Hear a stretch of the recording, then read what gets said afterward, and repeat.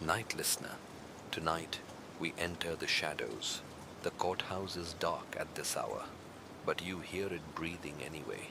Rain slicks the steps in oil sheen layers. A taxi engine idles across the street, humming like a lie being warmed back to life. Your shoes echo through the marble halls like footsteps you can't claim. You tell yourself no one is following you, but the echo disagrees. There's a hum behind your ribs, the kind that comes before a migraine or a memory. If this story found you, maybe it's because you've been followed too. So, before we vanish into this mystery, like the video and subscribe only if you can handle the truth buried beneath the lies. Comment your location and whether you're more drawn to the truth, the thrill, or the justice. Now lock your doors, take a deep breath, and follow me into the dark. You shouldn't be here. The case is over. Closed. Dead. But something about the silence calls you back an unfinished sentence that's been looping in your head ever since the witness disappeared. Her name was Eva Delane, 28. Court-appointed protection. Never showed up to give her final testimony.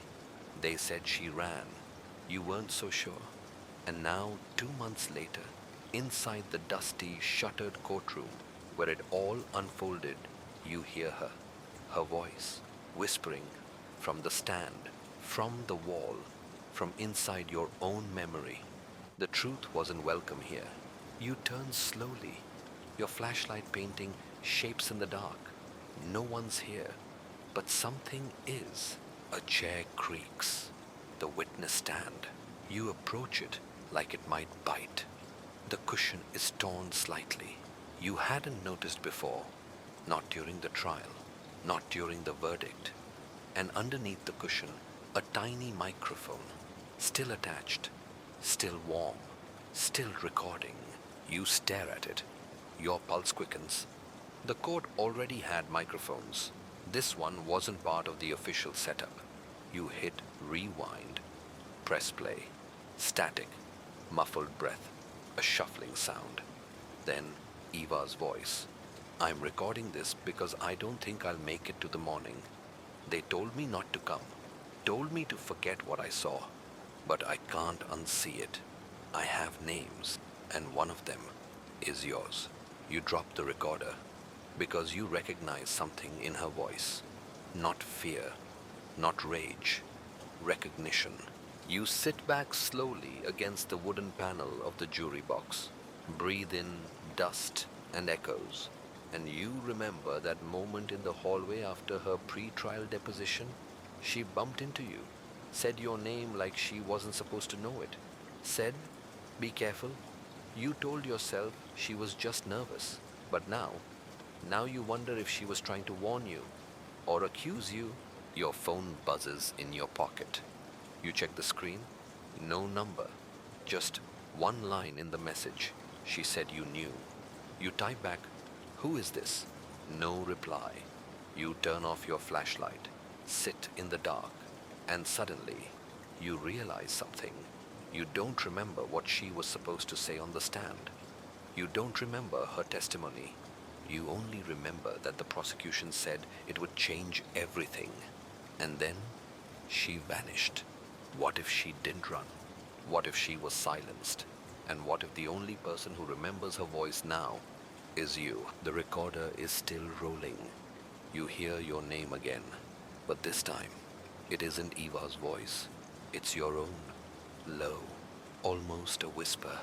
You promised you'd keep her safe. The recording clicks off, and for a moment, the room forgets how to breathe. You stand. Your shadow stretches across the witness box, and you wonder, what if you've been the suspect all along?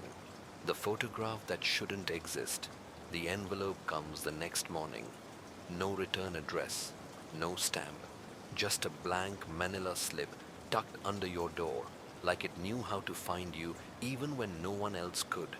You stare at it for a long time before picking it up. Your name is scrawled across the front, faint, like it's trying not to commit to being permanent. Inside a single Polaroid and a note. You hold the photograph first. The colors are overexposed, shadows stretching unnaturally. It's a shot of a street corner, 2 blocks from the courthouse. In the photo, Eva, standing by a payphone, looking directly at the camera. The timestamp at the bottom corner reads 7:49 a.m., the morning after she went missing, the morning after you were told she disappeared. Your fingers go cold because you know that corner, because that phone was removed a year ago. You turn the photo over. There's a single line in ink, slightly smudged. The truth keeps its own schedule. You sit down slowly. The walls around you feel thinner today, like they're listening. The phone rings. You let it go to voicemail. You're not ready for voices yet. Not when hers is echoing so loudly in your hands. You check the official timeline again. Eva's last known location was her apartment captured on surveillance at 10:32 p.m., the night before she was supposed to testify. The prosecutor said she was a no-show, vanished. Now you're looking at proof that she was alive the next morning, and no one said a thing. Not the judge, not the police, not even her handler. Either they were lying, or they didn't know, and you're not sure which is worse. You stare at the photograph again. Something bothers you about it. The way her head is turned, the tension in her shoulders, like she knew someone was watching. You scan the photo's background, a window, and reflected in the glass, barely visible, a man standing across the street, back to the camera, his reflection blurred, but the outline of his coat, yours. You tell yourself it could be anyone, but you don't believe it, because the same coat is still hanging by your door. You pull it down, check the pockets. Inside the right one, a torn piece of legal notepad paper. You unfold it with shaking fingers. She said you were the only one listening. You nodded like you understood, but you didn't. Did you? No signature, just a symbol at the bottom. A key, drawn crudely, hand-sketched. You stand and pace the apartment. The Polaroid, the note, the message on your phone last night. Someone's leaving you breadcrumbs, but toward what justice or accountability? You check your voicemails. There's one, time-stamped 3:03 a.m., same as the message the recorder captured last night. You press play. Ava's voice. I have 48 hours before they find me. If this reaches you, I need you to remember what I said in the hallway. I wasn't just scared. I was sure. If you don't come forward, they'll erase everything. Not just me. All of it. Click. Silence. You never told anyone about that conversation. Because you told yourself it didn't matter. Because you told yourself you were just an observer. But now, holding the coat, holding the photograph, you realize something. You were never just watching. You were part of it. You scan the note again. The key. You dig through your things' old evidence boxes, law firm archives, taped transcripts. You find it in an envelope marked Trial Delane Exhibit 9 that was never entered into evidence. A small, tarnished key, unlabeled, unclaimed. You showed it to the prosecution once. They said it wasn't relevant. That was a lie. You know it now. You put the key in your pocket, grab your coat, and as you walk out the door, the message on the back of the photograph repeats in your head. The truth keeps its own schedule. But now, so do you. Her statement was never logged. You're sitting in the records office of the county courthouse, light flickering above you like it's stuttering on a decision. The clerk let you in without a second glance. You still have that old case badge from your consulting days, worn, expired, but persuasive. The file boxes are stacked like tombstones, each one labeled with cold letters. Defense, prosecution, deposition, transcript. You find the trial folder marked Delane, Eva. Sworn statement. You open it. It's empty. Not blank, empty. No transcript, no signature, no audio log, just a single slip stapled inside. Witness declined to participate. No statement taken. You know that's false. You were in the room when she spoke.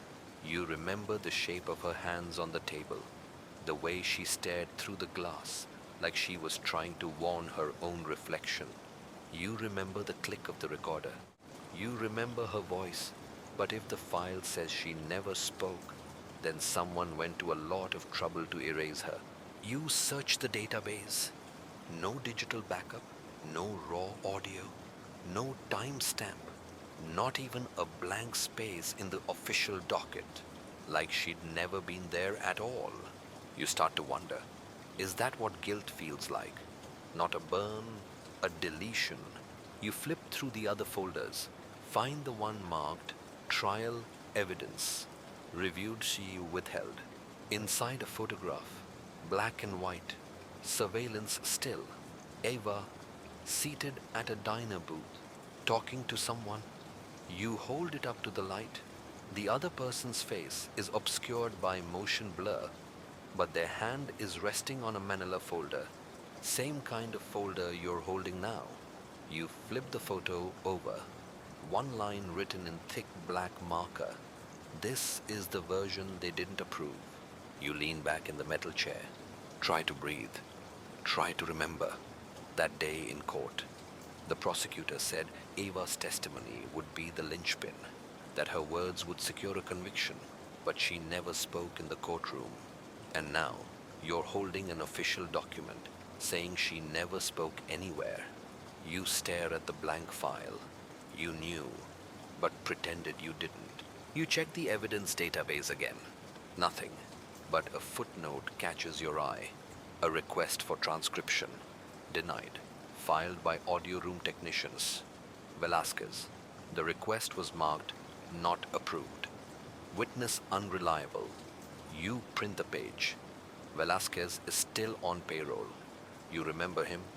Quiet, efficient, kept to himself. You scan the system, find his contact info. Then, buried in the audio logs from a separate case, case number 7429 unrelated, there's a single odd file. It's keen minutes long, marked noise sample 7429 unusable. WAV. You download it. Plug in your headphones. Static. Room. Hum. Then a voice. Ava's voice. They said if I talked, I'd disappear. But I saw what happened. The man who pulled the trigger didn't do it alone. There were two. Then silence. Not the kind that ends a tape. The kind that holds its breath. Then, and the one who stayed behind. He's here. In the building. Your mouth goes dry. Because she doesn't mean the courthouse. She means that room. That moment. You were standing behind the glass when she said it. You just didn't know she was talking about you. You close the file. Heart pounding. The audio is real. You remember now the way she looked through the glass that day. Past the mic. Past the handler. Directly at you. And how the hairs on your arms stood up like they knew something you didn't. You checked the time. 1:19. You shut down the computer. Fold the transcript denial and slip it in your coat.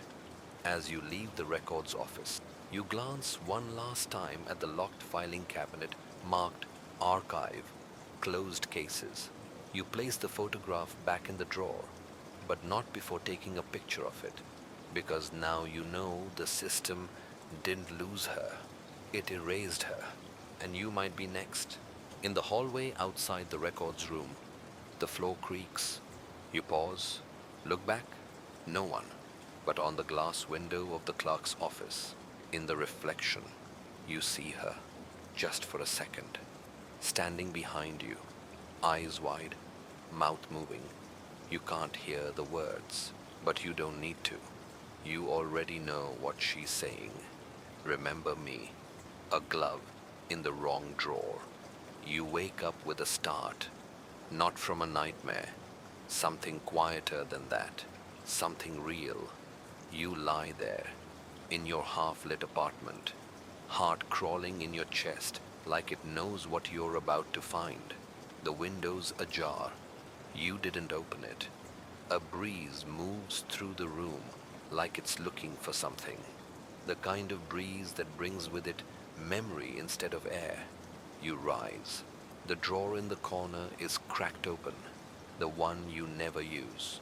You kneel and pull it the rest of the way. Inside a black leather glove, left hand, slim, elegant, Eva's size. You pull it out, careful not to touch it with your bare skin. There's something folded inside. You shake it loose. A yellow sticky note flutters to the floor. You pick it up. This wasn't mine, but you knew that. You stare at the glove.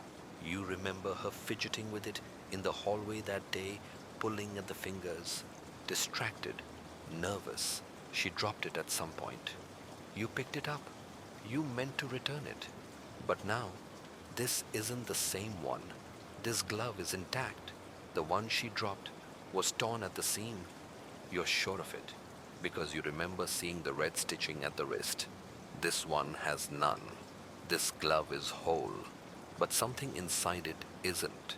You reach back into the drawer, pull out a small, gray flash drive taped to the back of the glove's lining. Your hand shakes. You don't remember ever putting it there. You don't remember anyone entering your apartment, but the air smells different now, like perfume faded by time.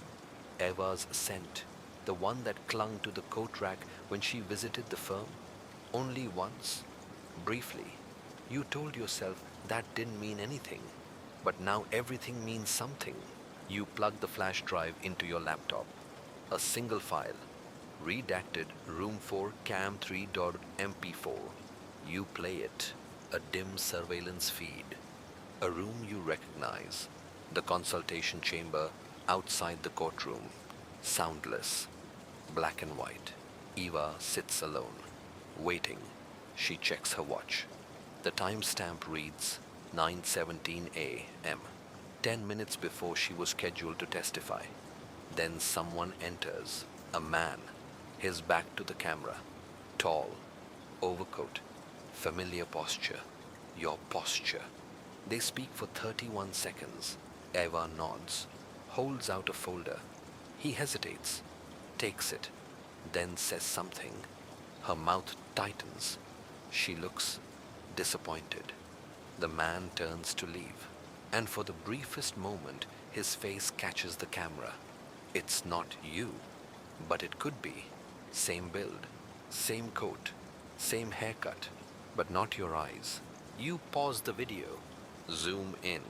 The man's hand. He's wearing a glove, right hand only, black leather, the match to the one now sitting on your desk. You lean back in your chair. Suddenly you feel like a body sitting in someone else's memory. The man in the video turns one last time before walking out. He looks directly at the camera. And though the footage is grainy, though the image is warped, you swear he's smiling, like he knows he's being watched, like he wants you to see him, like this message wasn't just left for justice, it was left for you. You rewind the tape. This time, you don't watch Eva. You watch your own face reflected in the laptop screen. The way your expression doesn't change. The way your heart keeps beating like you already knew this. You think you knew, but pretended you didn't. You turn to the drawer again. There's one more thing you didn't notice. Tucked at the back, a courthouse visitor badge. It's not yours. It's dated 2 days after Eva disappeared. And the name printed across the front isn't hers. It's yours. Your full name, in someone else's handwriting. You sit on the edge of the bed. Everything feels backwards now, like the story's been told from the middle, and you are just starting to remember the first act. And somewhere in your mind, a voice whispers, "The glove fits." You just don't want to wear it. You check your phone again. New voicemail, no number. Same voice. Eva. I left it there because I knew you'd look eventually. Not because I trusted you, but because I needed someone to feel it when it started to unravel. The message ends. You don't move. You can't. Because now the glove on your desk doesn't feel like a clue. It feels like a confession. One you never meant to write. But maybe you already did. Everyone lies, especially the quiet ones. You've avoided the jurors for weeks. Ever since the verdict was handed down, you told yourself the case was over, that the justice system did its job, that your part was played, your conscience cleared. But you know better now, especially when juror number 4 calls you. You almost don't answer. The name doesn't show up, just a withheld number and that silent instinct in your stomach. You pick up. Her voice is barely above a whisper. I think we got it wrong. You say nothing. She continues. There was something about her testimony, the way it disappeared, the silence after. I know we never heard her speak officially, but I felt it. You try to steady your breathing. She goes on. I saw her the night before the verdict, in the courthouse parking lot. She was crying, talking to someone. You swallow. Who, you ask? You. You hang up without replying. You don't remember speaking to Eva that night, but you've stopped trusting your memory. You've started wondering if it's protecting you or protecting something else. Because when a lie is repeated long enough, it doesn't sound like deceit. It sounds like safety. You head to the courthouse parking structure. The place feels abandoned, even in daylight. Rows of yellow lines, faded numbers, old chewing gum pressed like fossils into the pavement.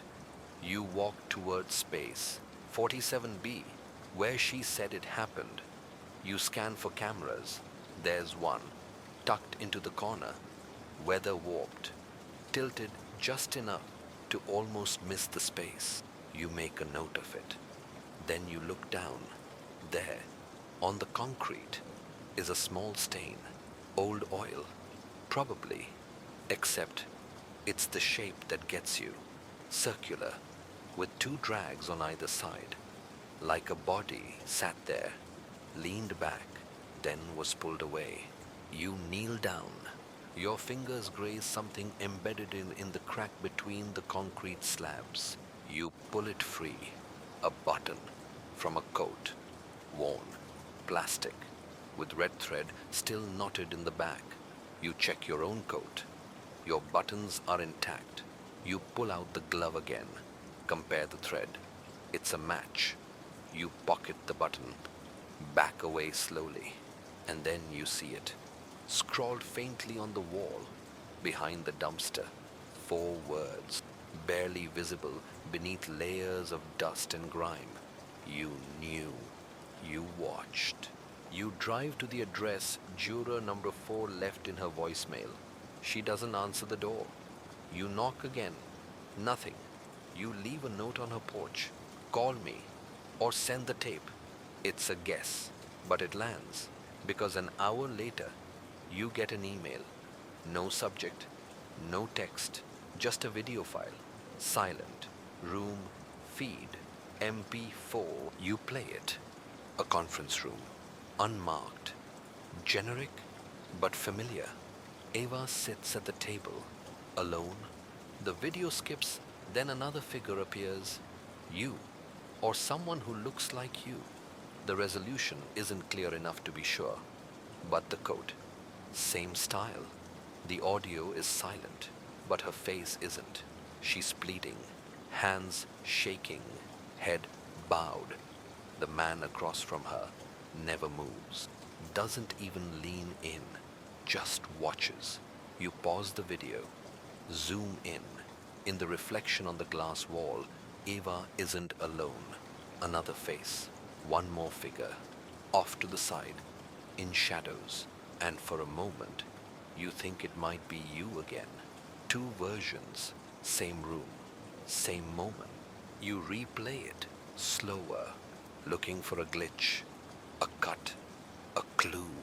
But the silence makes it worse, because silence doesn't lie. It just lets the truth echo longer. You lean back in your chair, hands pressed against your eyes, and you hear Eva's voice again from the last voicemail. I didn't vanish. I was edited. And you think it was never about the truth. It was about control. And maybe you've been controlled longer than you realized. By fear, by memory, by someone else's version of you. You open the closet, reach for the box at the top. You haven't opened it in years. Inside clippings, notes, copies of case files, and at the bottom, a cassette labeled Eva, uncut. You don't remember where you got it, but it's in your handwriting. The same block letters you've used since college. You slide it into the old player. The tape whirs, then clicks, then this isn't a confession, it's a backup. Because everyone lies, especially the quiet ones. You sit in the dark, the tape spinning, and somewhere inside you, a door you didn't know existed begins to unlock. You knew, but pretended you didn't. There's a room in your apartment you haven't stepped inside since the trial ended. Not really a room, more of a storage annex. Bare walls, no windows, just one old bookshelf, one broken lamp, and a filing cabinet that hums in your peripheral vision like it knows it's been overlooked on purpose. You open the door, flip the switch. The bulb doesn't turn on. You don't replace it. You step inside anyway. The filing cabinet is locked. Of course it is. You don't remember locking it. You don't remember having a key. But you know what's inside. Your journals. The ones you used to keep religiously during trial periods. Notes, diagrams, things you were too afraid to say out loud in the courtroom. You drop to your knees, reach under the lowest drawer, and there it is, taped to the underside. A tiny brass key, cold against your palm. You insert it into the lock. It turns like it's been waiting for your fingers all this time. You pull the drawer open. Dust breathes out at you like a held confession. The journals are inside, 5 of them, identical leather-bound books. You pull out the third one, the one from the Delane case. You haven't read these since the verdict. You told yourself it was for your own peace, but really it was guilt. You flip to the pages marked with blue tabs. Eva's name comes up again and again. Eva, hesitant but clear. Eva asked me a question after the deposition. Eva asked, "Will you remember this?" You feel the weight of those words, how you answered, how you said, "Of course," but you didn't. Not really. You forgot, because forgetting felt safer than remembering what she saw, what she said, what she may have died for. You turn the page and freeze. There, pressed between the sheets, is a note, folded 4 times, on paper that smells faintly of perfume. Her perfume. You unfold it. 3 lines. If I disappear, it's not random. Check the mirror in room 4. He knows I know about the key. The mirror. The key. You remember room 4. The off-books conference chamber tucked between the deposition suites. Rarely used. You sat there with her once, just you and Eva, late at night, before the court day began. She was shaking. You offered her water. She said, "I'm not thirsty. I'm just scared of being erased." You nodded. You told her she wouldn't be, and then she vanished. You take the note, place it under a lamp, highlight the lines with your thumb. Behind the ink, faint lines emerge, invisible ink, a phone number, 10 digits. You dial it. It rings once, twice, then a mechanical voice answers. Mailbox is full. No messages may be left at this time. Then a beep, then a whisper. It's not Eva. It's you. If I'm hearing this, then I need to stop pretending. She didn't disappear. She was taken, and I knew who did it. Click. End of message. You stagger backward. That voice, that certainty. It wasn't denial, it was survival. You erased her to save yourself, or you let someone else do it and told yourself you weren't involved. You return to the drawer. One more thing sits beneath the journals, a thumb drive, unlabeled. You plug it into your laptop. A video file opens. Room for mirror, cam. Move, you press play. The room appears, dim, cold, empty. Then Eva enters, sits, looks straight at the mirror, and speaks. There's no audio, but her lips are clear. You read them. I know what you did. I'm not angry. Just, please don't forget me. Then she places something on the table. A red folder, the same kind that was never submitted into evidence. She walks out. You pause the video. Zoom in on the mirror. In the reflection, someone sits on the other side, backlit, watching.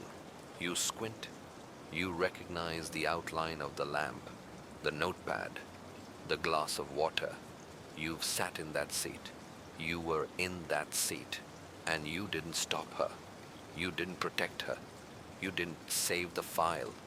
You just walked out when the lights went off and told yourself, she's not my responsibility. But she was, because you were the only one who heard her when she whispered, I trust you. And now she's gone, and your silence built the walls that kept her buried. You go to the bathroom, stare into the mirror. Wait, you whisper. Did I do this? The mirror fogs slightly from your breath, and as it does, 3 words appear in the steam. You already knew. A verdict, written in advance. You're standing outside room 4 again. Same beige door. Same dead bulb in the hallway. Same feeling that the walls are closing in, not because they're too narrow, but because the truth is too wide to contain. You unlock the door with the code key you shouldn't still have. The lock clicks like it recognizes you. The room hasn't changed. Round table, 2 chairs, a one-way mirror on the far wall, so clean it looks like glass, not something meant to conceal. You take a seat. Place the red folder from the journal video now retrieved from your personal archives on the table. You haven't opened it yet. Not fully. You were afraid. Afraid of what you'd find. Afraid of what you'd remember. Afraid of what you'd already known and just kept folded away like courtroom origami. You open it now, slowly. The contents are surgical, precise. Eva had compiled a timeline, phone records, meeting logs, unauthorized court document edits, all of them pointing to one conclusion. The verdict was prepared before the trial even began, typed at the top of the first page. This is not justice. This is theater. Below it, an internal memo from the DA's office, dated 4 days before jury selection. The subject line reads, Prep for conviction. Press timeline. You blink. Read it again. Prep for conviction. It's a fix. It always was. You check the attached signatures. Redacted. Except for one. Yours. Not a full signature. Just your initials, sloppily marked on the final page. As a reviewer, you don't remember signing it, but that doesn't mean you didn't. You stand, move toward the mirror, press your palm against it. You imagine her sitting on the other side again, waiting for you to say something, anything. I didn't know. You whisper. Your breath fogs the mirror again. This time, no message appears. Just your own reflection staring back, expressionless. You return to the folder. Behind the timeline, one final page. A handwritten letter. Eva's handwriting. You recognize the slant of her T's, the way she loops her G's like they're trembling. If this folder is found, I didn't run. I was erased. Someone signed off on the verdict before my voice was heard. And I think that someone was you. You stagger back from the table. That phrase, signed off, it's everywhere now. Emails, trial memos, docket notes. You start to remember them. The way staff looked at you differently after the trial ended. The way no one asked if you were okay because they already knew or thought they did. You dig through your phone's call log from the week of the verdict. A number comes up twice, unlisted, local, placed after midnight. You don't recognize it. But something about the pattern feels familiar. You cross-check it with Eva's call logs from the folder. Same number, same time, only this time, the recipient wasn't you. It was her. You dial it, wondering. 2, then a voice. Not hers, not yours. A man, calm, measured, dangerous. If you're calling, it means you opened the folder. You don't answer. The voice continues. Don't go looking for her. You already did enough. Then the call cuts. No click, just silence. The kind that wraps around your spine and waits. You scroll your phone again. Text messages from that week. One, sent from your number, stands out. 2, ever. Don't show them everything. Just enough. You didn't write that. You don't even remember sending it. But it's there. And it's real. You begin to piece it together. Someone used your access, your credentials, your name, to close the door before the trial even opened. And Eva, she tried to keep it open, tried to leave a wedge in the truth before it slammed shut. And now, she's the ghost haunting the spaces you used to believe in. The law, the evidence, yourself. You close the red folder, tuck it under your arm. As you exit room 4, you glance once more at the mirror. A hairline crack has formed in the glass, thin, barely visible, but real. Like something inside is trying to get out. Or maybe something outside is trying to see in. You tell yourself you're not guilty. You tell yourself you didn't know.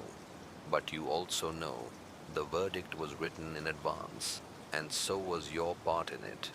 The silence was the loudest part. The folder doesn't leave your side. Not at work, not in the car, not even when you sleep. You've started checking the locks twice before bed. Not because you're afraid someone will break in, but because you're afraid someone already has, and they're waiting for you to realize it. You're back in the courtroom, though there's no trial on the docket. Just the empty gallery, the still bench, the witness stand gathering dust. You sit in the seat where Eva should have testified, the one she never reached. The cushion is stiffer than you remember. You run your hand along the wood rail, find something carved into it, so faint it could be mistaken for grain. But it isn't. It's 4 words. Don't trust the silence. You rise, go to the clerk's bench, pull the drawer where unofficial exhibits are sometimes stored before being marked. It's mostly empty, but taped to the underside. A flash drive, tiny, unlabeled. You plug it into your laptop on the steps outside, away from the courthouse Wi-Fi. No folders, just an audio file. Room 4, final, FWAB. You play it, static at first, then her voice again. I'm not safe, but I'm not leaving. If you're hearing this, something went wrong. I was supposed to testify, not disappear.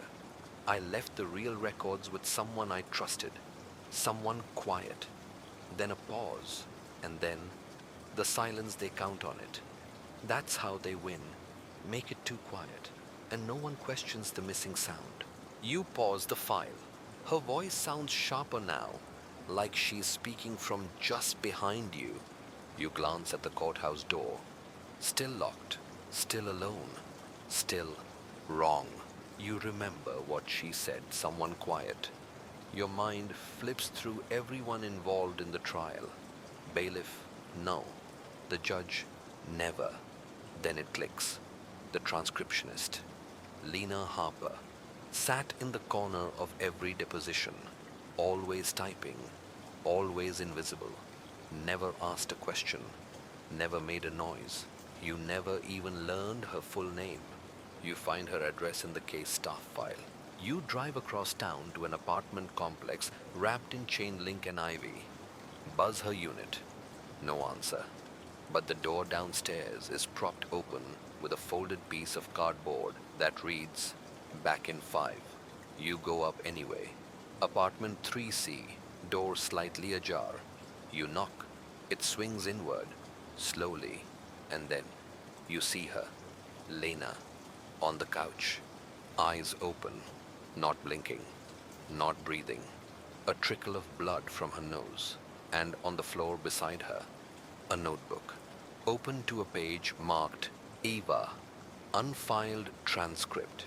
You kneel, scan the notes. It's not shorthand, it's a direct quote.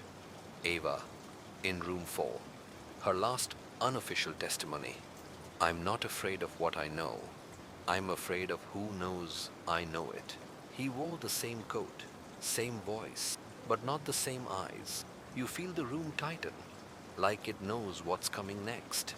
You flip the page. There's a name scrawled at the top in red ink, yours. You stagger to your feet, look around. There's no sign of forced entry, no weapon, just the silence. The one they count on, the one that tells you if no one talks, no one notices. But someone did talk, Eva, and now Lena's dead. You check your pockets. The glove, the button, the flash drive, the photograph, the red folder, all of it says the same thing. Someone framed you, or you framed yourself, and forgot. You rush home, tear open your closet. There's something buried behind the suits you haven't worn since the verdict. A storage box. You rip it open. Inside your old dictaphone. You press play. Audio crackles. Then your voice. Eva's scared. More than she's saying. If she flips, this whole thing caves in. Might be time to pull the plug. The recording ends. You stare at the device. You don't remember saying it. But your voice doesn't lie. You sit in the dark. You think everyone lies, especially the quiet ones.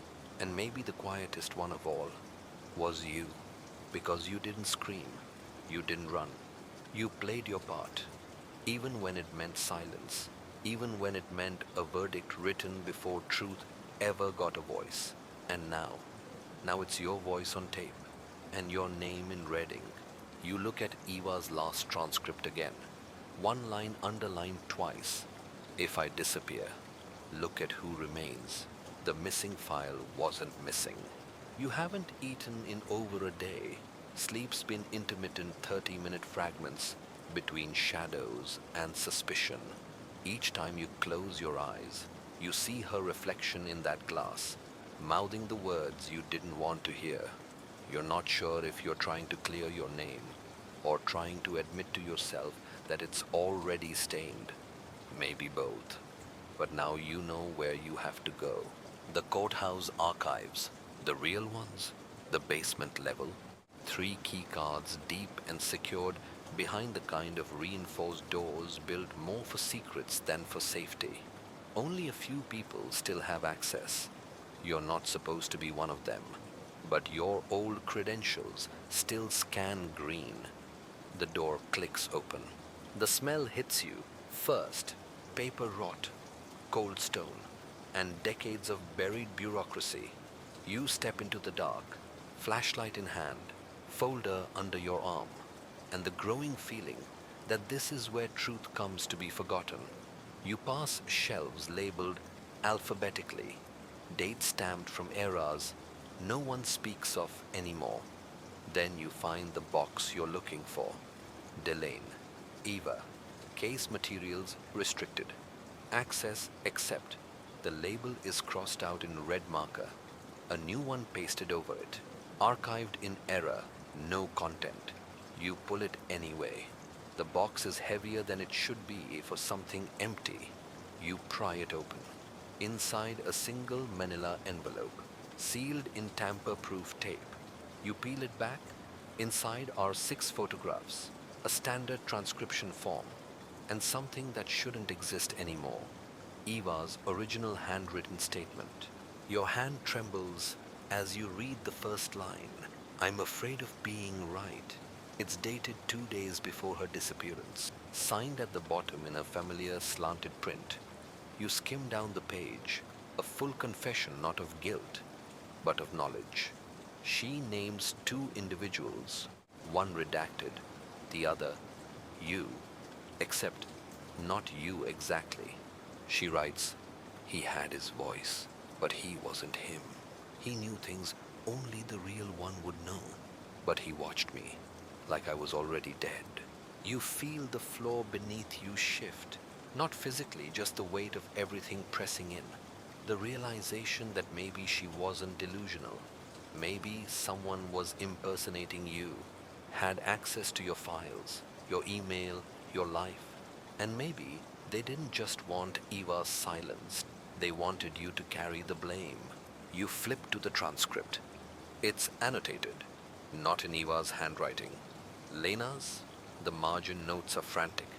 Disbelief, corrections, cross-references. On the back page, she'd written, if he isn't him, who is he? Why does no one else notice the difference? Was he always different, or only after room shade? Your pulse spikes. You open your laptop. Compare 2 still images.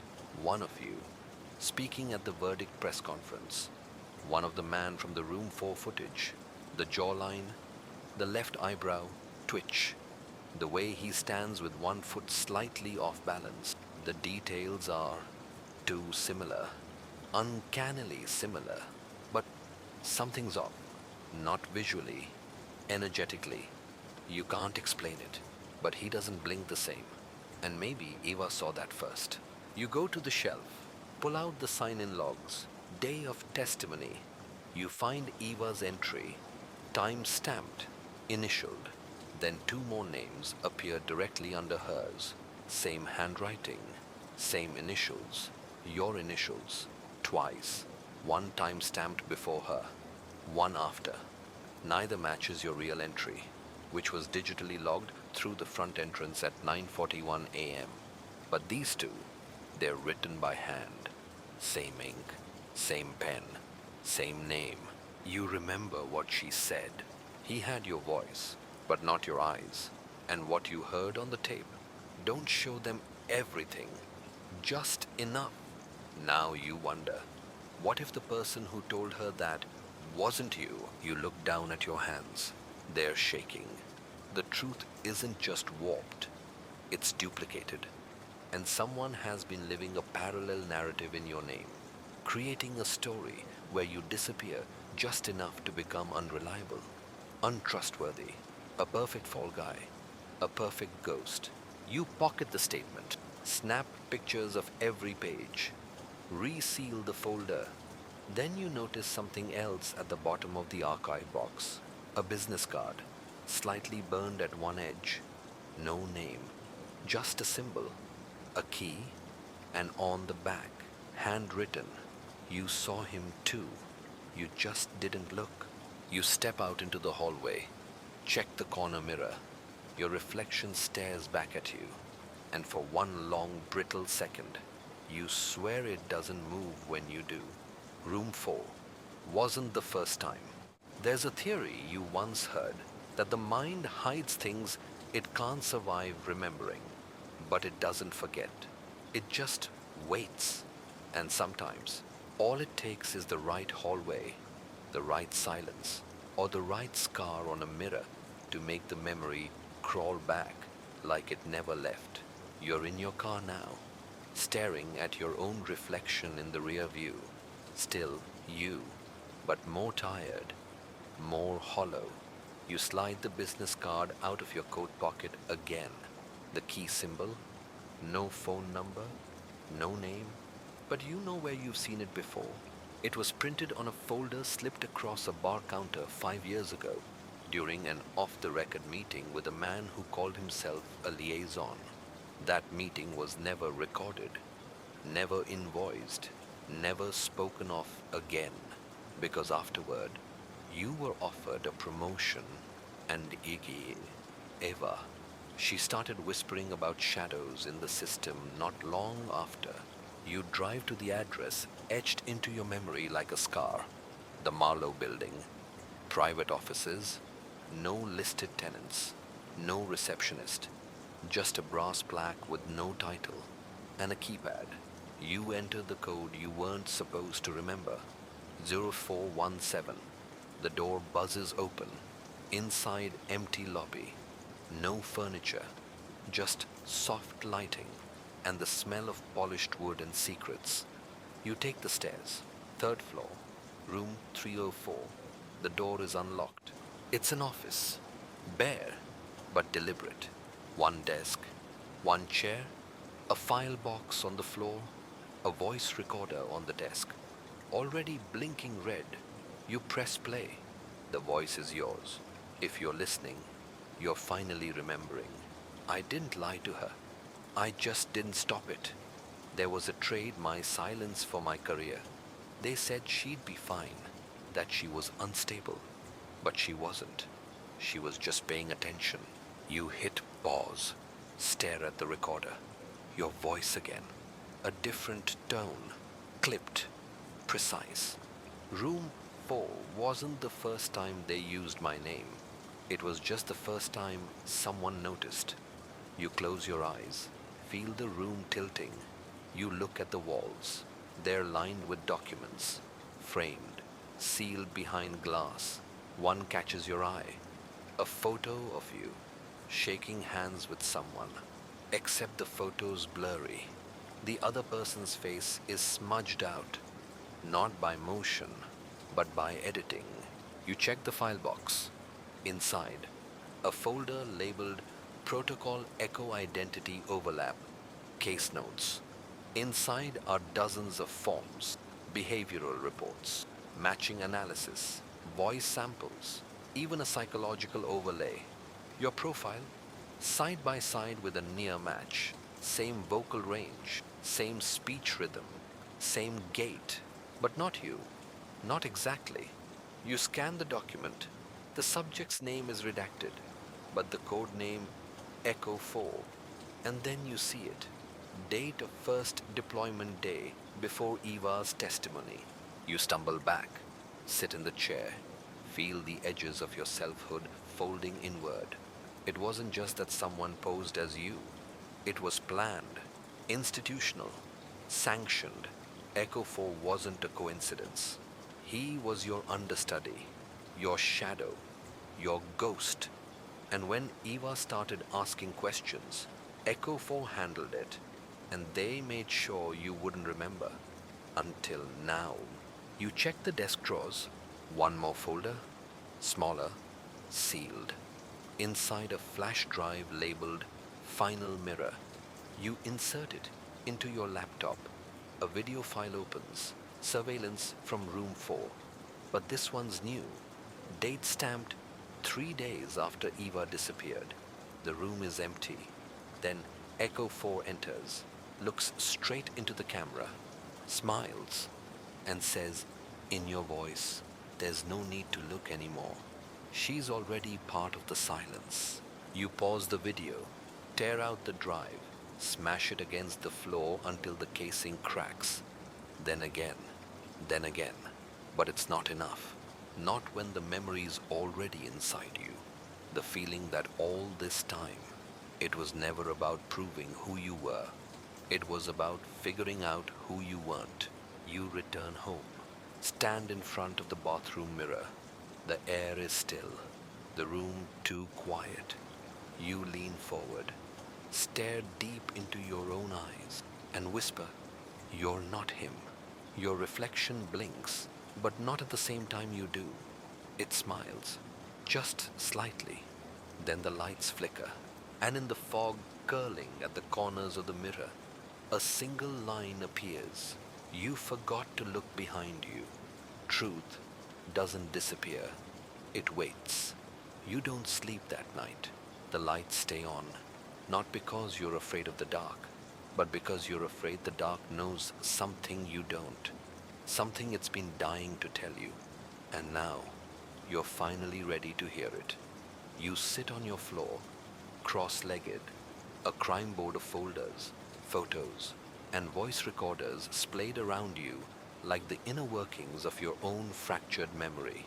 The red folder, Lena's notebook, Eva's handwritten statement, the Echo 4 dossier, the cracked mirror, all of it. You place each item methodically, like puzzle pieces, except this puzzle doesn't form a picture. It forms a question. Who are you if someone else has already been you? The knock comes at 2:17 a. 3 short raps, then silence. You don't answer right away. You check the peephole. No one. But taped to your door is a package. Slim, unmarked. You take it inside, careful with the tape.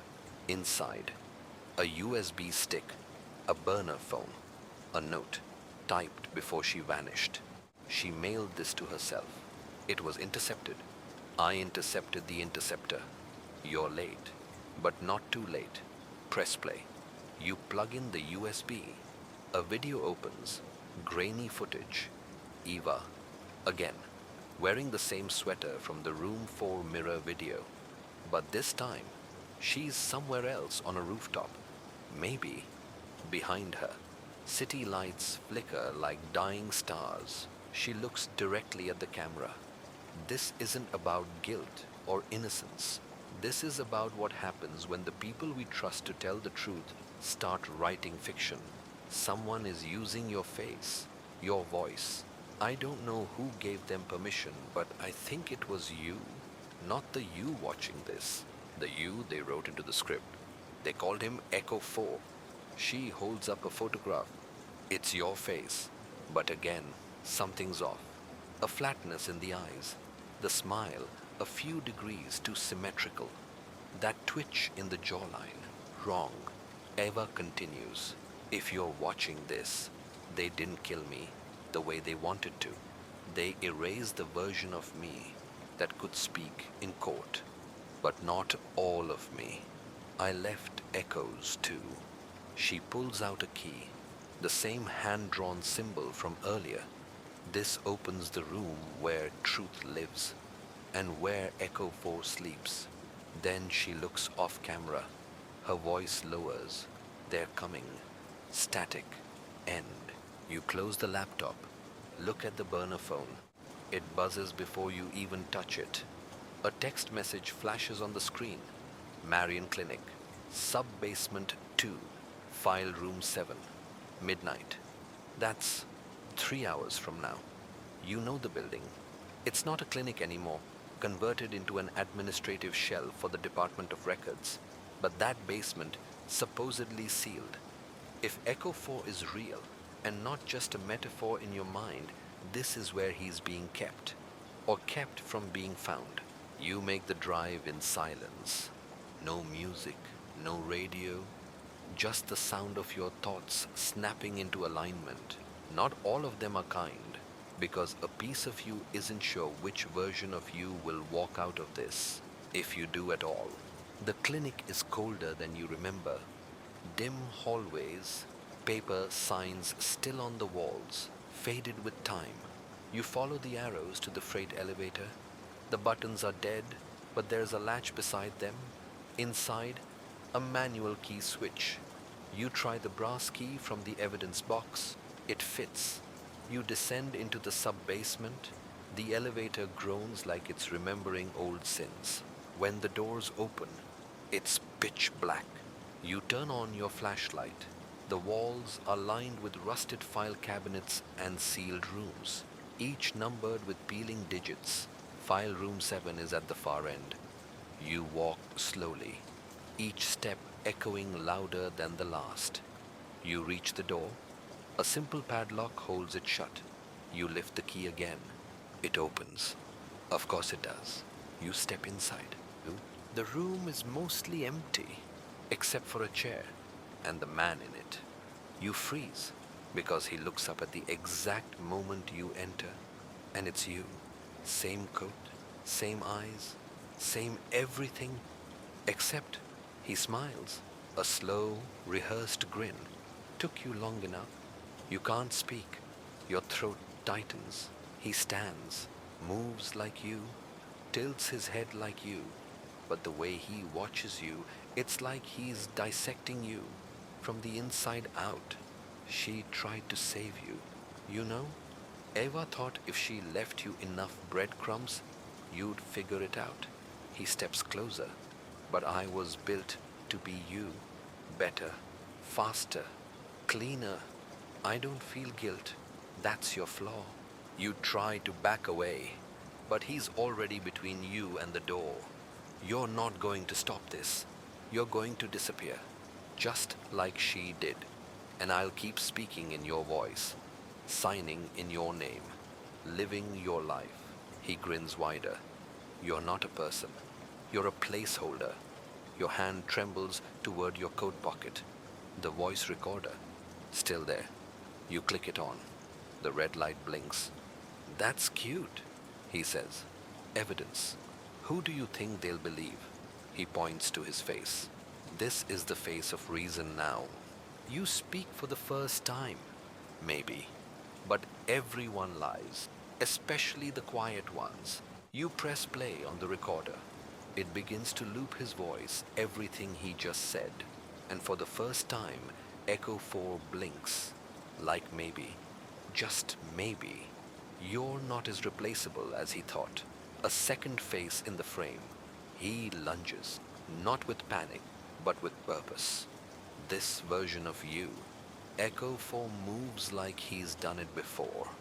Like your reflexes, your instincts, your habits have been optimized and rehearsed into something colder, smoother, but you're not frozen. Because while he was crafted from your data, your psychology, your behavioral patterns, you have something he doesn't. Memory. Real. Fractured. Blood-stained memory. The weight of mistakes. The burn of guilt. The ghost of Eva's voice. You duck. Slide behind a cabinet. The old tile scrapes under your shoes. He snarls, not rage, but calculation. You're not supposed to exist anymore, he hisses. They wrote you out in the second draft. You throw the recorder. It hits the far wall, shattering, but the sound keeps playing your voice, then his, looping, looping. A line from minutes ago, echoing. She thought if she left you enough breadcrumbs, he winces. You hear something you didn't expect. Distress, like the sound itself, hurts him. You leap toward the light panel by the door. Your fingers find the breaker switch. You kill the lights. Total darkness. You hear his breathing before you see him move. He's confident in the dark, but he forgot one thing. So are you. You reach into your pocket, pull out the mirror shard you've carried since room 4. No bigger than a playing card, but it's enough. You tilt it, catching the emergency light bouncing from the corridor outside. In the reflection, you see him creeping behind your left shoulder. You pivot. The shard slashes his arm not deep, but enough. Enough to prove something. He bleeds, not perfectly, not clean, but real. Flesh and imitation don't blur as well as they thought. He stumbles back, gripping his arm. They said you'd break. He spits. They said guilt would eat you alive. You steady yourself. They were right, but I'm still standing. You move fast, snatch the only file folder in the room. It's marked Echo 4, Session Notes, Termination Protocol. You don't have time to read. Just tuck it under your coat. He charges again, but this time you duck not away, but toward him. Use your shoulder. Knock him into the steel cabinet. He groans real pain. The lights flicker back on, and in that instant, you see it. A second reflection in the mirror beside the door. Yours and his. And for the first time, you can see the difference. The eyes. Yours fractured, haunted. His smooth, artificial. Like resolution was downloaded, not earned. He sags to the ground, panting, but he's still smiling. You think you've won, this was just a test. I'm not the only one. Your blood goes cold. You back out of the room, never taking your eyes off him. Once in the corridor, you slam the door shut, twist the latch, wedge a broken broom handle through the push bar. It won't hold forever, but forever's not what you need. You need time. You sprint for the elevator, clutching the folder, the one with answers. You don't trust elevators anymore, so you take the stairs, 3 flights, heart jackhammering. The fire exit blasts open, and you're back in the city. The air hits you like a baptism, but there's no relief, only urgency. You open the folder in the alley, under the sodium orange streetlight. Photos, memos, behavior reports. But one line catches your eye, handwritten in pencil. If Echo 4 fails, Echo 5 activates. He's already embedded. Jury pool, media, law enforcement, redacted. You flip the page, see a name, not yours, not Eva's, but one you know. Someone on the jury, someone who voted guilty, someone who sat silently through the trial and looked at you with familiarity you couldn't place. Until now, your phone buzzes, the burner, a new message, one down, one waking. You know where to go. Then a second one, a location pin somewhere outside the city. No name, just a set of coordinates. You stare at the sky, clouds curling like breath on glass. You remember Eva's final words on the rooftop. This isn't about guilt, it's about fiction. And now, you finally understand. You weren't living the story. You were being written, but not anymore. Now, you're holding the pen. You step into the streetlight, and for the first time in days, you speak out loud, not to Echo 4, not to Eva's ghost, but to the dark watching all of it. I remember now, and I'm done being the shadow. They called it a trial, not a trap. You drive without headlights. The road to the coordinates winds through backwoods and forgotten farmland. The kind of place where phone signals die and secrets thrive. The burner phone screen glows in your lap, the map still blinking, the final turn approaching like a cliff's edge. You think about Echo 4 bleeding on the floor. You think about Lena, notebook in hand, dead with her eyes open. And you think about Eva, not how she died, but how she refused to vanish, how she spoke through mirrors, through folders, through your own voice on a cracked recorder. She never stopped testifying. The coordinates lead you to a field, nothing but tall grass and an abandoned barn silhouetted against the moon. The air smells of dust and rusted metal. There's no one waiting, but you get out anyway. Because sometimes truth doesn't wait for permission. Sometimes it dares you to come find it. The barn door creaks open with the weight of stories buried alive. Inside a table, a single chair, and on the table, a tape recorder. The old kind, analog, brown plastic, red record button. Beside it, a transcript. You pick it up, typed in courier font case file. The trial of Eva Delane. Supplemental evidence. You flip through the pages. The dialogue is familiar. It's your opening statement. From court. Word for word. But then, suddenly, the lines shift. Your voice, in transcript, starts saying things you never said. Things like, we've trained him well enough to believe he was always here. He'll crack eventually, but not before the story is complete. And later, Echo 4 is the test, Echo 5 is the control, and the original, well, he's the insurance policy. You stop reading, your throat goes dry. This isn't a transcript, it's a script. The trial wasn't for Eva, it was for you.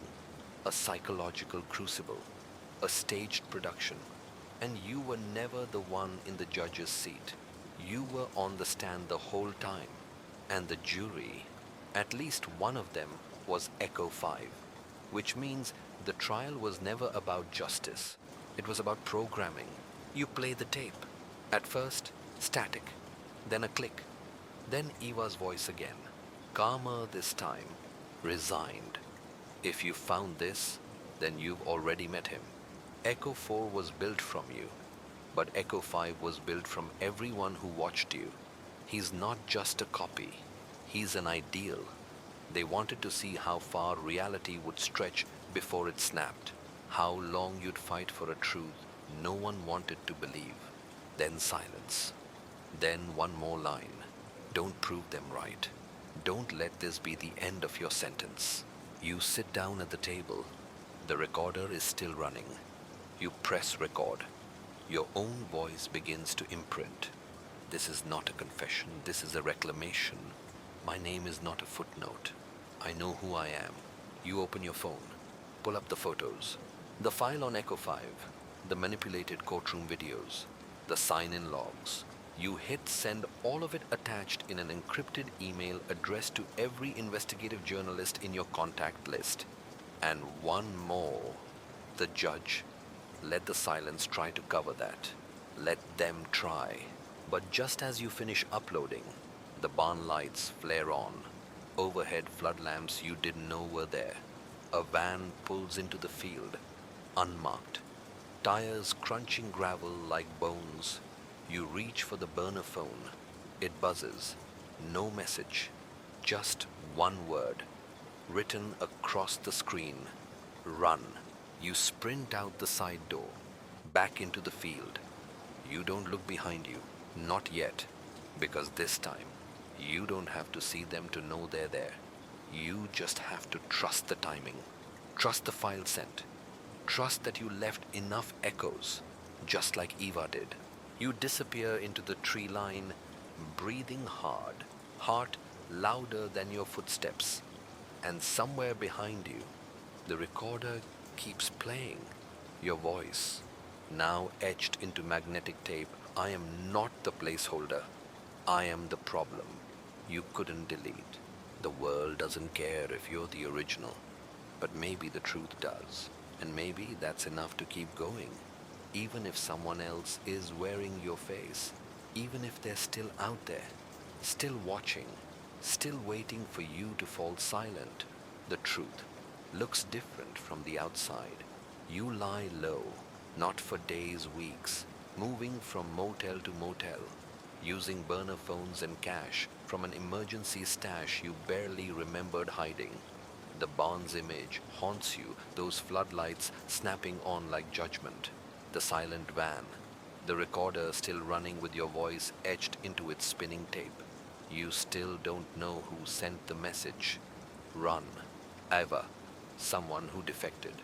Or a system glitch in a machine that was never supposed to have a conscience. Either way, you listened. And now, you're still breathing. For now, you watch the fallout from a distance.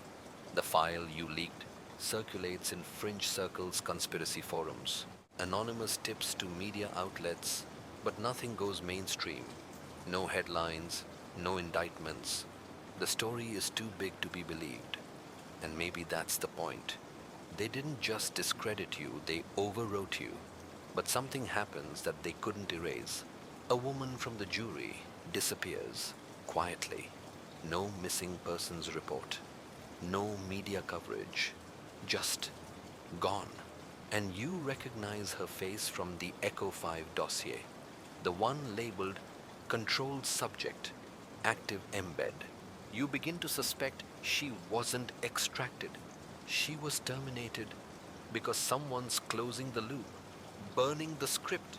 And you're not holding a pen anymore. You're the red line they're erasing. One night, you return to your apartment not to stay, just to see. It's been scrubbed, furniture rearranged, files gone. But whoever came in wasn't subtle.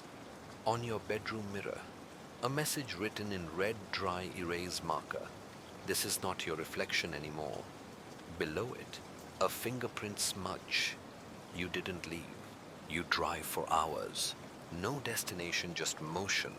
Motion feels like proof that you're still choosing something. You stop at a gas station somewhere in the flatlands.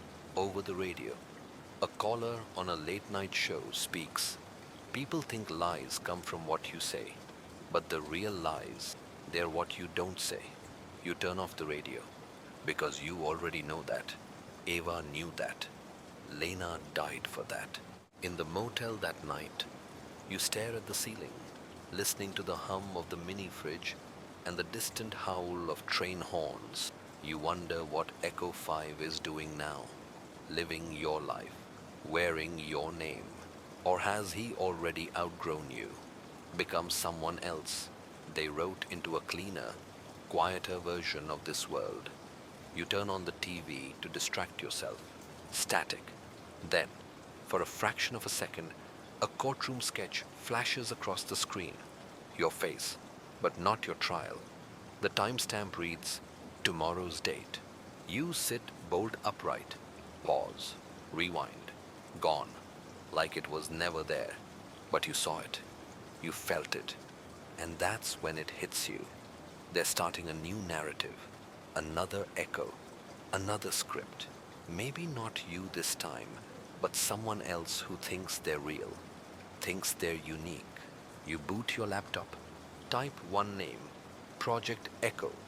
Nothing in open databases. So you dig. Government grants, private defense contracts, digital fingerprints. Finally, in the metadata of a redacted PDF, one line slips through. Each echo iteration must believe they are the origin until the threshold is reached. That's the experiment, the lie, the trap. Not to convince the world you're guilty, but to convince yourself you never mattered in the first place. And then, watch what happens when you fight anyway.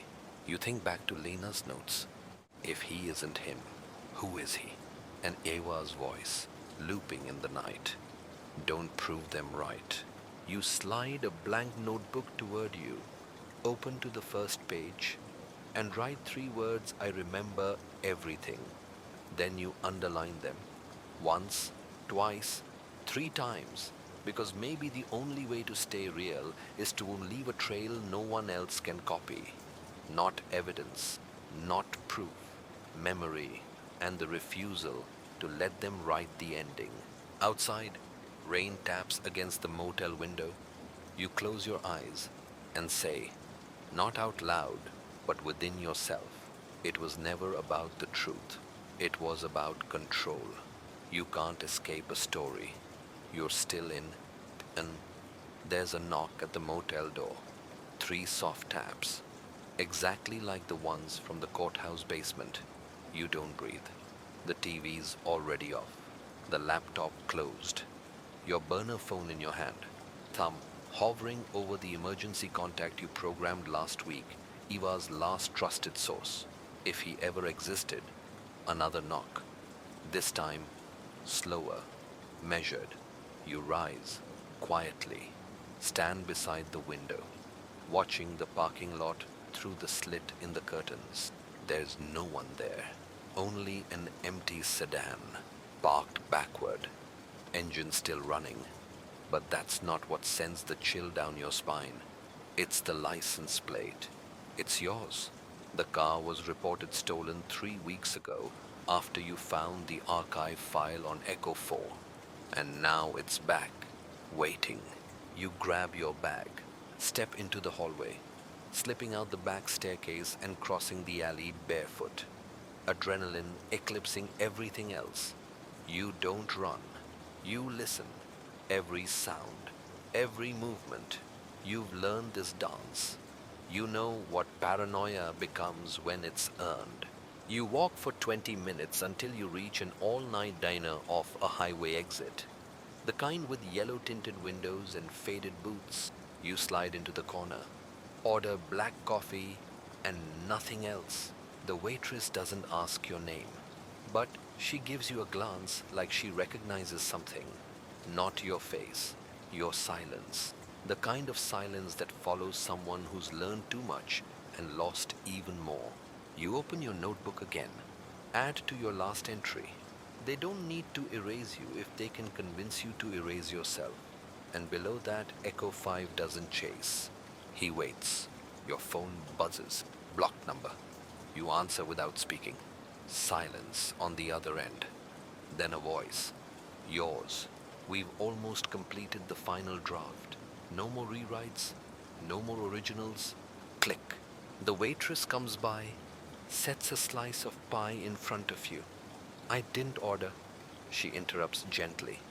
Guy at the counter said it was yours, said you'd need it. You look over, the stool is empty. A steaming coffee cup remains, and under it, a napkin. You unfold it slowly, a symbol sketched in ink, the key. Below it, in handwriting, you don't recognize Jury Room 6. Same building, different floor. You leave cash and no name, and you're driving again, back toward the courthouse, not to relive the trial, to correct it, because whatever was staged, whatever version of you stood in that room, you know now it wasn't justice, it was rehearsal. You slip into the courthouse through the staff entrance. Use your old badge. The light still blinks green. The elevator hums quietly, like it's holding its breath. You descend to a sub-level you were never told existed. Level B6. No markings, no guards. Just a corridor lit by bare bulbs. Jury Room 6 is at the end. The door creaks open, and the smell hits you first. Old paper, sweat, and something else, like fear, stored in concrete. 12 chairs, one table, empty, except for a folder in the center. You walk in, flip it open. Case file, Ava Delane, experimental narrative collapse. The first page reads like a script breakdown. Subject introduced to manufactured crisis. Observer, implanted Echo 5. Verdict achieved. Narrative integrity compromised. You flip further. Page 7. Subject A. Psychological drift. Observed. Your photo. A timestamp. Subject showing signs of narrative awareness. Threat level elevated. Consider. Echo 6 protocol. You feel the world tilt again. Echo 6. Already. Were they writing your replacement before you even unraveled? And then one more page. Blank. Except for 5 words typed in the center, you were never the first. The lights flicker. You hear footsteps in the hall. You grab the folder. Back against the wall. The door creaks again. Someone's entered. But not someone. You. Again. Same face. Same walk. No hesitation. Except this time he speaks first. You think this ends here. This is just where the story changes narrators. You raise the folder like a shield. He smirks. You're holding a piece of paper. I'm holding consensus. Do you know what that means? You do. It means truth isn't truth anymore. It's what enough people agree it is. And you're the minority opinion in your own identity. But you still have one thing left. Your memory. Your refusal. You take out your pen. Write one line across the front of the folder. This is not fiction. You shove it into his hands. And as he looks down, you run. Because now he's holding it. The file. The narrative breach. And that makes him the liability. Let them erase him this time. Let him be the version that glitches. You don't stop running until the sky lightens. Until the courthouse is far behind. And in your chest, something beats that doesn't feel artificial. Not perfect, but real. Because stories change, but memories fight back, even when the whole world tries to forget you. And I'm taking it back. Some testimonies were never meant to be heard. You make it out of the city before dawn. The folder is gone, left behind with the echo that replaced you. Maybe they'll erase him now. Maybe they'll believe he cracked. Maybe the system will eat itself from the inside. Too many rewrites and not enough paper left to cover the truth. But that's not your concern anymore. Your concern is Eva, because everything, every glitch in the mirror, every message etched into glass and shadow has led back to her. Not just her case, not just her voice, her survival. You remember a note she scribbled on the edge of a photograph once, one you almost threw away. Truth doesn't die, it just waits in the wrong room.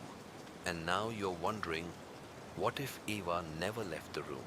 What if she buried herself inside the system, where they couldn't erase her, only redirect her? You drive to the only place that still means something, the old communications archive. A brutalist slab of a building on the edge of the river, long since defunded, officially dormant. Unofficially, a rumor. It's where they kept analog backups, audio logs, court recordings, internal memos. You enter through the basement. Use a crowbar on a rusted latch. No alarms, no guards, just dust and the sound of old machines breathing in silence. Inside room 3A, you find the boxes, labeled by year, by case. You search for Delane. Eva, nothing. You try Echo, nothing. But you do find something curious. A mislabeled box case ID, Zazilira, unknown origin inside cassette tapes. Old ones, 15 of them, each with a handwritten label. Testimony, no name, just numbers. You slide one into the deck, hit play, the hiss of tape, then her voice, clear. If you're listening, then maybe something survived. They said I was unstable, that trauma made me paranoid. But paranoia is a survival skill. When the system wants to edit your soul, you freeze. She knew, not just about Echo 4 or Echo 5. She knew about you. They told him I was lying, that I fabricated identities, motives, connections. But all I did was see. I saw how they shaped the courtroom before the trial started. I saw the look in his eyes before they changed him. I saw the second version of him, and the third. And I whispered to the original, don't forget who you are. You rewind, play it again. I whispered to the original. She knew you were still in there, beneath the overlays, the programming, the roles they assigned. You weren't the mistake. You were the baseline, the memory they couldn't quite delete. You take the tapes, all of them. You scan the archive logs. There's no digital record of these. No ID, no barcode, no chain of custody. They never made it into the system. That means someone kept them out. On purpose. On your way out, you find another anomaly. A printout, stuffed behind a file cabinet. It's a transcript of a court hearing. Not Eva's, not yours. Lena's, a sealed inquest. You skim it. Questions asked in shadows. A line jumps out. Did subject Echo Zero demonstrate identity drift? And the response only once. He looked in the mirror and asked, where's the real me? You sit on the floor. Everything aches. And in that moment, it hits you. You weren't the first Echo. You were the zero. The original experiment. The unstable one. The one who asked the wrong question and remembered the answer. You close your eyes. Listen to the tape. One last time. Ava's voice. Distant but unbroken. They think silence is safety. But silence is just where truth gets louder. You rise. You know what comes next. You'll release the tapes. Not to media. To everyone. The dark web, dead drops, mailboxes filled with fragments of her voice. Because they can erase a person, they can redact a file, but they can't delete echoes. Not all of them.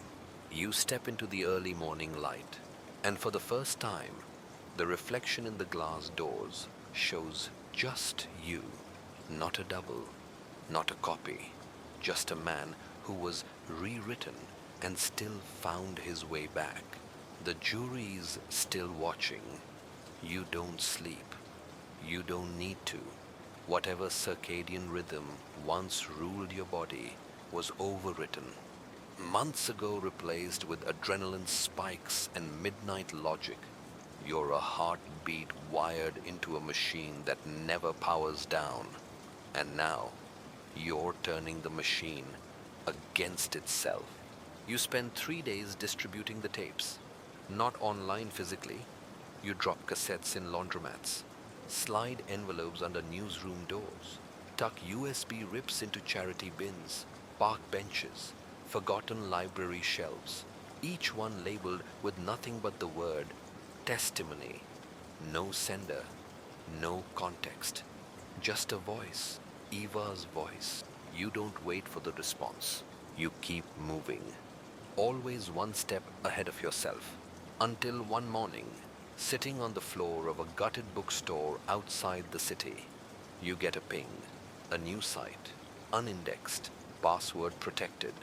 It wasn't built by you, but it welcomes you. The splash page shows static and a phrase, "The verdict is being rewritten," and below that a symbol, the key. You log in. Anonymous messages flood the page, people quoting the tapes, asking questions, making connections. Not all of them believe, but that's not the point. The point is they're listening. Eva is speaking. And you're not just a survivor anymore. You're a signal booster. But the system hasn't stopped. Not even close. You hear whispers, Echo 6, rumors of a new trial, a different city, different name, same methodology. You track the court calendar, find a sealed hearing scheduled next week.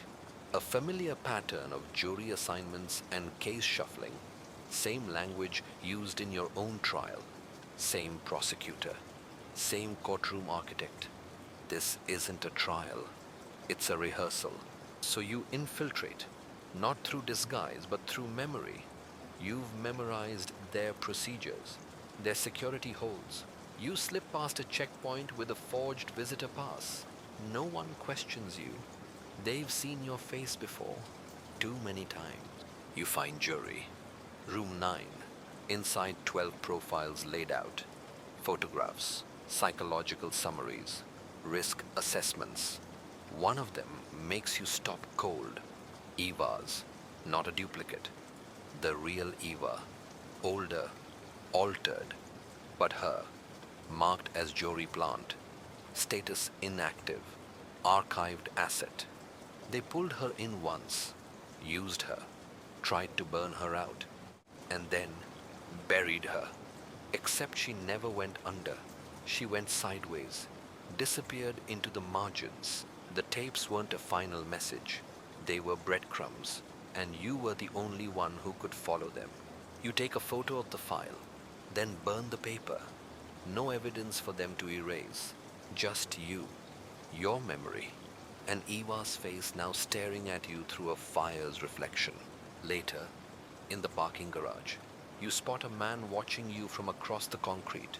Slick hair, overcoat, civilian smile, but his eyes too flat, too clean.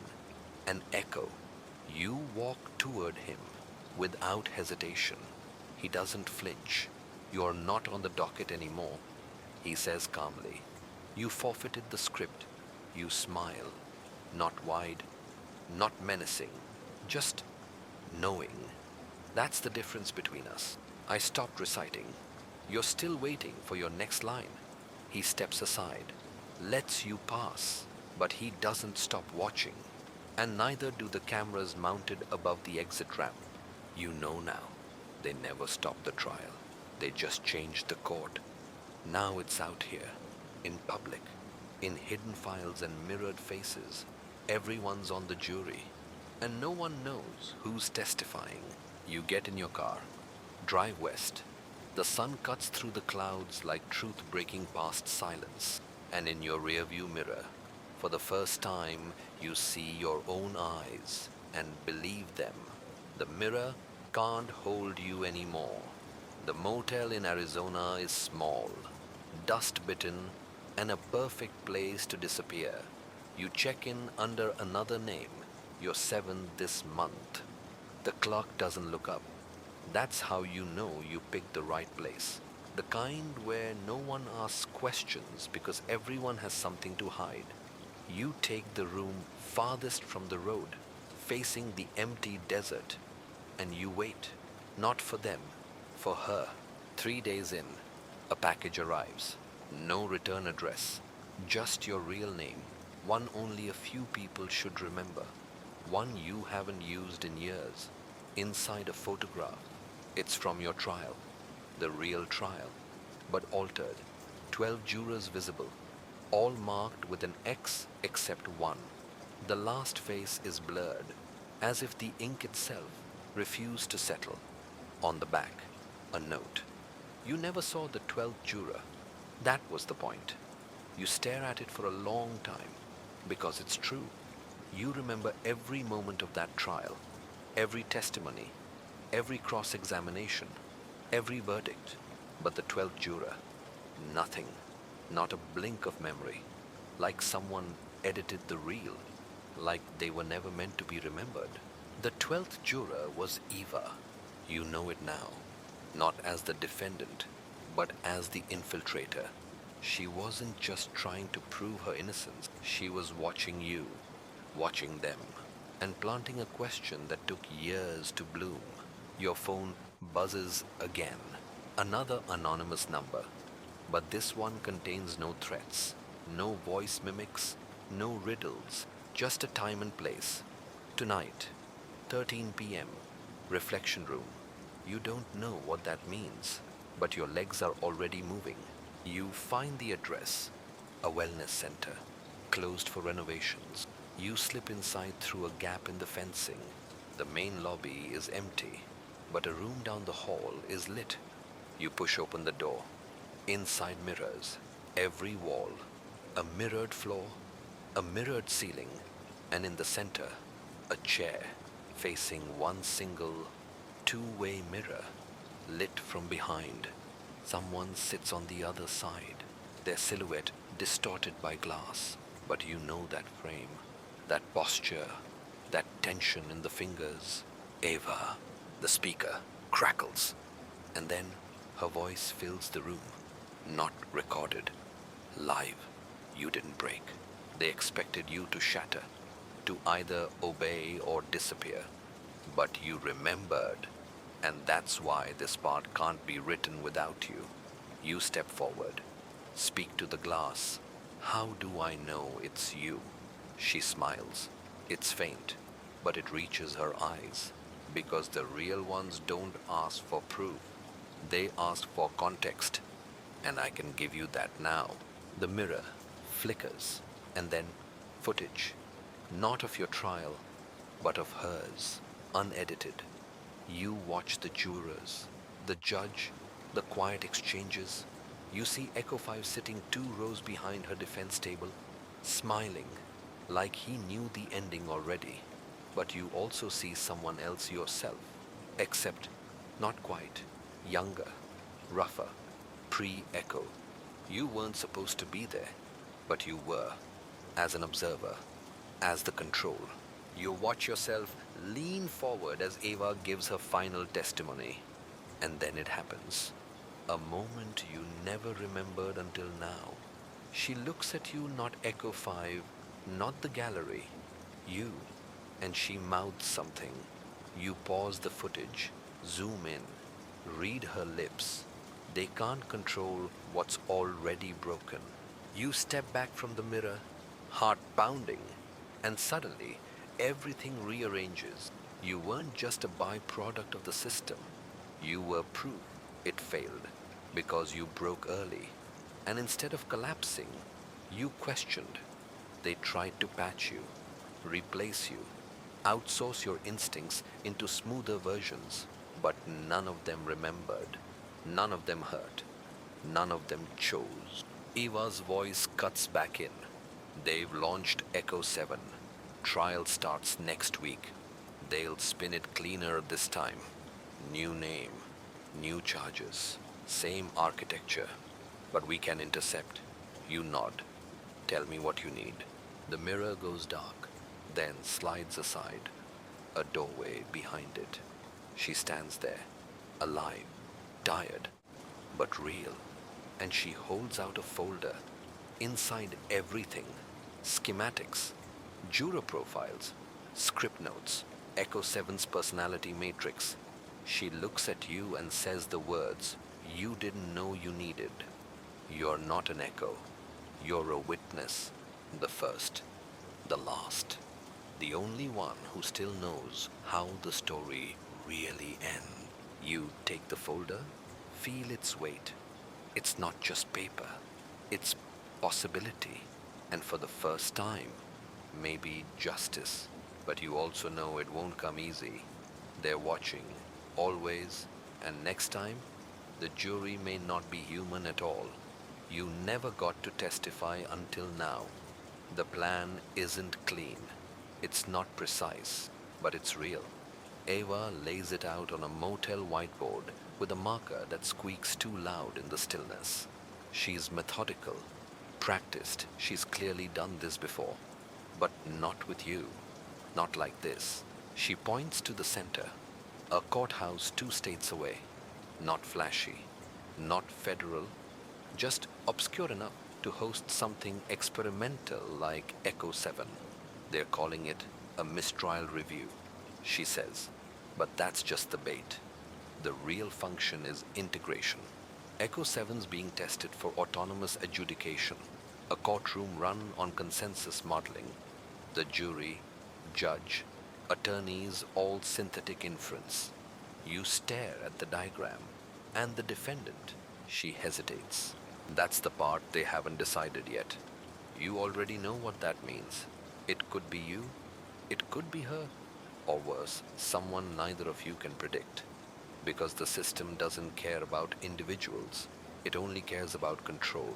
That night, you record a message, not to Ava, not to the press, to the people watching you through their screens, their mirrors, their rewired court transcripts. This is not about guilt. This is about authorship. You can't trust a verdict written by the accused.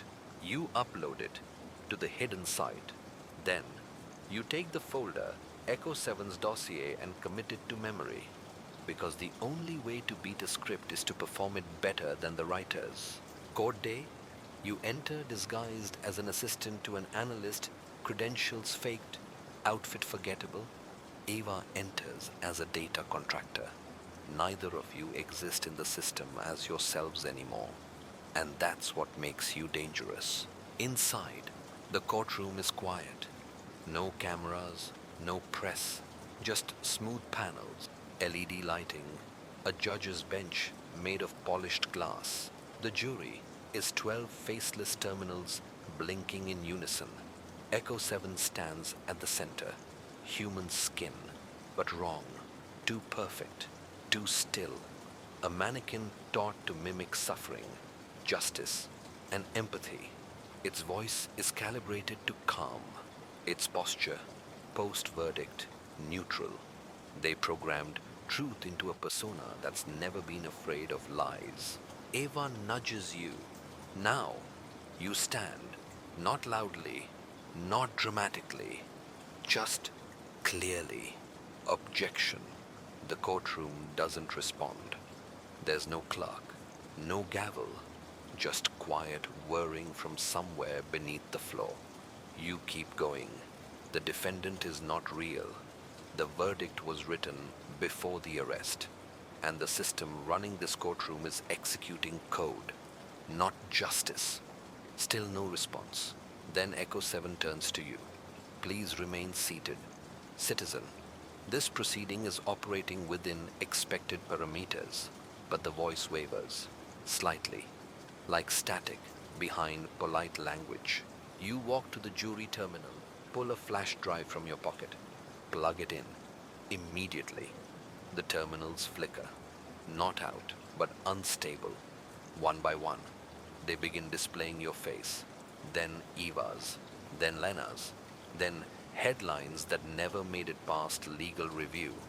Echo 3 trial, collapse in Detroit, Delane case, juror list sealed, disappears from records, internal memo, narrative drift, risk factors, the system sputters, an alarm chirps somewhere far off, distant and impotent. Echo 7 steps forward, but you're already speaking again. You erased the originals. You wrote over our grief, our memories, our rage, but you forgot something. You reach into your coat, pull out a mirror, small, cracked, the same one you carried from the basement. You hold it up to Echo 7. Its eyes flicker. It stares. For the first time, it stares. And in the mirror, it doesn't see itself. It sees you, the original. The wound that didn't close. The testimony that survived. Echo 7 stumbles backward, and you finally say it. The line they tried to program out of you. My name is not Echo, it's Witness. The terminals go dark. One by one, the lights in the courtroom dim, and a voice plays through the speakers. Not mechanical, not synthetic. Eva's. This concludes the trial.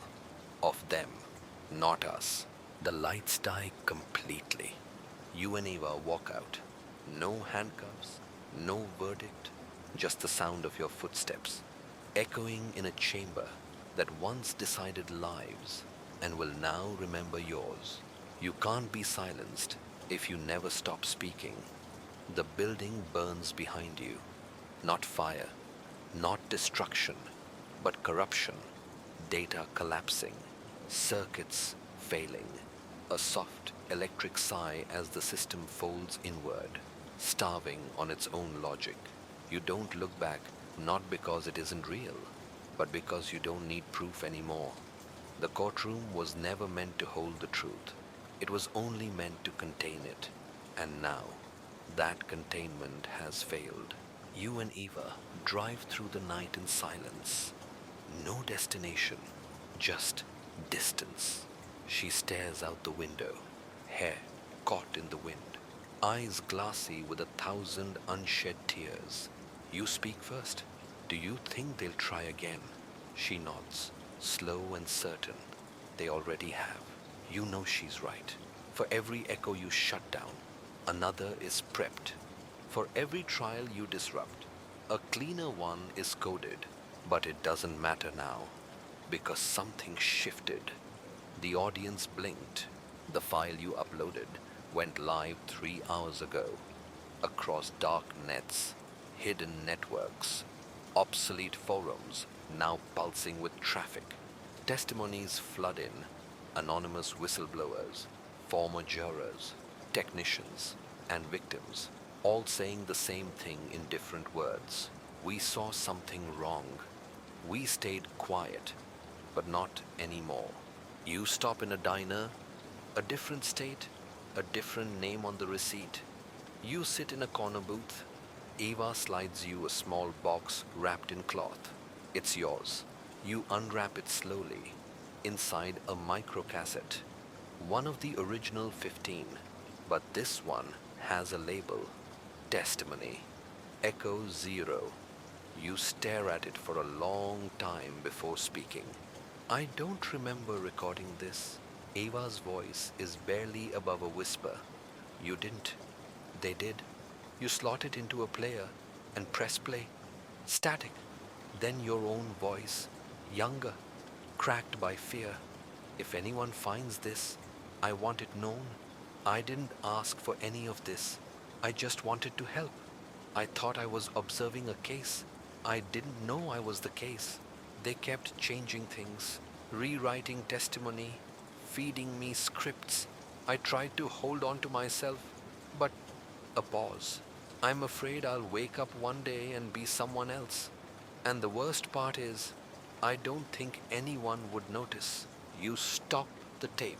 Silence settles like dust. You look at Eva. She looks back. You're not him anymore, she says, because you noticed. And it's true. You're not just surviving, you're documenting, witnessing, warning. You log into the site once more, create a new post. You title it Echo Zero Final Statement, and you write, I remember now. Not everything, but enough. The mirror cracked, and I didn't run. The trial ended, and I didn't forget. They erased my name, so I gave myself a new one. I am the error they couldn't debug. I am the testimony no one asked for but couldn't silence. And if you're reading this, maybe you're not just a reader. Maybe you're a witness too. You hit publish, and the site crashes. Not from sabotage, from traffic, from interest, from belief. You close the laptop. Eva leans her head against the window. The dawn creeps over the horizon like light testing the cracks in a lie. And for the first time, in a long time, you feel it. Not hope, not safety, but something better. Continuity. You made it through the rewrite, and you're still holding the pen. Somewhere out there, Echo 8 is being designed. Somewhere, another verdict waits to be faked, but you'll be there, recording, remembering, writing in the margins where truth hides best. And for anyone still watching, you leave them with one final message. The courtroom is closed, but the story isn't over. The story ends not with a gavel, not with a scream, but with silence, a silence you earned. You close your eyes, and the noise finally fades. The flicker of neon courtrooms, the false smiles of synthetic jurors, the verdicts passed down by machines built to mimic fairness, not feel it. All of that is behind you now. Rain taps gently on the roof, not the kind that washes things away, just the kind that reminds you you're still here. You trace the crack in the mirror one last time. It doesn't scare you anymore. It never really showed your face. It showed your fracture. And in that fracture, you found your strength. You were rewritten, watched, tested, replaced. But they forgot one thing. You remembered. The courtroom was never meant for people like you. People who ask too much. People who remember too much. People who don't just witness lies, but carry them like a loaded file. You were never supposed to survive. And yet, here you are. You didn't vanish. You didn't collapse. You adapted. And that makes you dangerous. Now, the story slips from their hands. It's in yours. And even if they try again, rewrite again, erase again, you left something behind. A thread, a code, a voice. Your voice. The one they couldn't fabricate. The one they couldn't silence. So sleep now, listener. Not because the danger is gone, but because you know where it hides. And you're ready. You always were. Lock your doors. Keep your mirrors cracked. And remember, truth doesn't need a verdict. Just someone who refuses to forget. End of script. Sleep well and watch your back.